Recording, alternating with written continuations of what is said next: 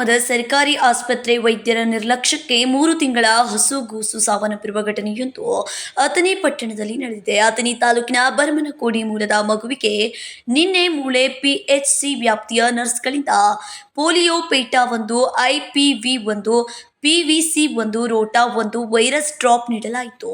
ರಾತ್ರಿ ಮಗುವಿಗೆ ಜ್ವರ ಕಾಣಿಸಿಕೊಂಡ ಹಿನ್ನೆಲೆಯಲ್ಲಿ ಅಥಣಿ ಖಾಸಗಿ ಆಸ್ಪತ್ರೆಗೆ ಮಗುವನ್ನ ದಾಖಲಿಸಲಾಗಿತ್ತು. ನಂತರ ಮಗುವನ್ನು ಅಥಣಿ ಸಾರ್ವಜನಿಕ ಆಸ್ಪತ್ರೆಗೆ ದಾಖಲಿಸಿದ್ದಾರೆ. ಅಷ್ಟರಲ್ಲಿ ಮಗು ಉಸಿರು ಚೆಲ್ಲಿದೆ. ಮಗು ಕಳೆದುಕೊಂಡು ಕುಟುಂಬಸ್ಥರು ಡೋಸ್ ನೀಡಿದ ವೈದ್ಯರ ನಿರ್ಲಕ್ಷ್ಯವೇ ಇದಕ್ಕೆ ಕಾರಣ ಎಂದು ಆರೋಪ ಮಾಡಿದ್ದಾರೆ. ನಿಮ್ಗೆ ಯಾರು ಫೋನ್ ಹಚ್ಚಿ ಕರೆಸಿದಾರಲ್ರಿ? ಆಶಾ ವರ್ಷ ಆಶಾ ಕಾರ್ಯಕರ್ತ ಕರೆಸಿದ್ರು. ದೋಸ್ ಹಾಕೋದೈತಿ ಬರ್ರಿ ಅಂತ ಹೇಳ್ರಿ. ಹಾಂ ರೀ. ನಾನು ಹೋಗಿರಿ ನಮ್ಮ ಹುಡುಗ ಹೊರಟು ಹೋಗ್ತಾರೆ. ಹಾಂ ರೀ. ಅಷ್ಟೊಂದು ನನ್ನ ಮನಸ್ಸಿಗೆ ನೋವು ಮಾಡ್ಕೊಂಡು ಖರೆ ಅದ್ರ ಬಾಯಿಲೆಲ್ಲ ಕಡೆಗೆ ಎಡ್ಡ ಹಾಕಿ ಎಡ್ಡ ಇದು ಕುಲ್ಲರ 3 ಅದಾವ ಹೌದು. ಹಾಂ ರೀ.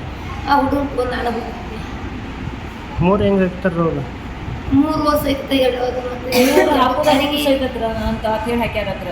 ಮಗುವಿಗೆ ಪ್ರಮಾಣಕ್ಕಿಂತ ಹೆಚ್ಚು ಲಸಿಕೆ ನೀಡಿದ ಪರಿಣಾಮ ಮಗು ಸಾವನ್ನಪ್ಪಿದೆ ಎಂದು ಮಗು ಕುಟುಂಬಸ್ಥರು ಸರ್ಕಾರಿ ವೈದ್ಯರ ವಿರುದ್ಧ ಅಥಣಿ ಪೊಲೀಸ್ ಠಾಣೆಯಲ್ಲಿ ದೂರು ದಾಖಲಾಗಿದೆ.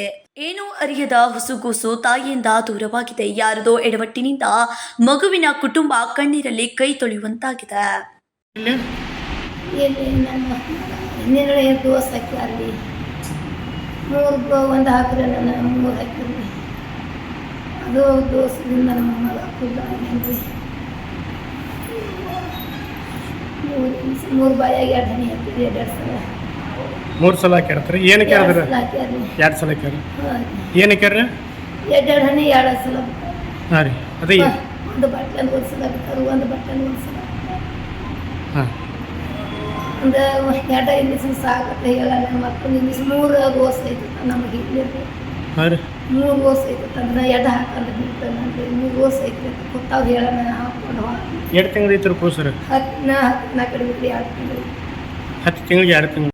Uday Hosmani, KMM Kannada news, Chikkodi.